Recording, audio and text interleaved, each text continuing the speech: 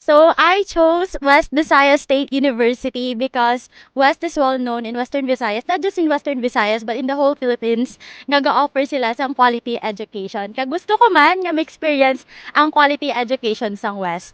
The main reason or the primary reason why I chose West Visayas State University to be my college is it was my dream school ever since I was young. When I competed back in elementary and even in high school here at Iloilo, I would always see the gates and the walls of West Visayas State University, and I would always envision myself that one day I will be a student at that university. And here I am today, and I am an incoming fourth year student. And for me, all I can say is the education here is really top notch. It is quality education.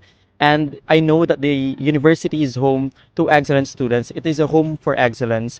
And ever since, I am always certain that the university could always produce top notchers, could always produce professionals, and could always produce quality students and quality leaders who are always ready to innovate, who are always ready to work in the country or even outside the country.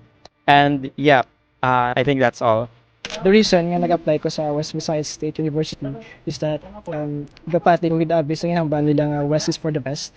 And as a currently third year student, taking computer science student, mamalugid man nga ang quality of education nila, ang dire is namin. I choose West Visayas State University because of the quality of education that they offer, and of course, one of the best university here in Iloilo City. Nga West Visayas State University gid ang akon nga ginpili sa sini nga pag-usoy ko sa akon nga college journey.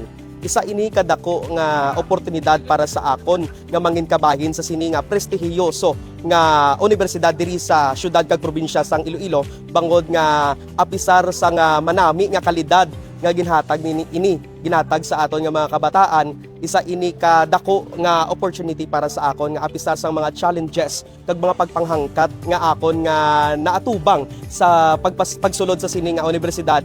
Nahatagan ako sa oportunidad bilang isa ka transferee kag makita gid nga ang ila nga paghatag sang kalidad sang edukasyon kag pagbaton sa mga kabataan maayo gid ang ila pagtratar kag pag-amuma sa mga kabataan nga luyag mag-enroll sa sining institusyon.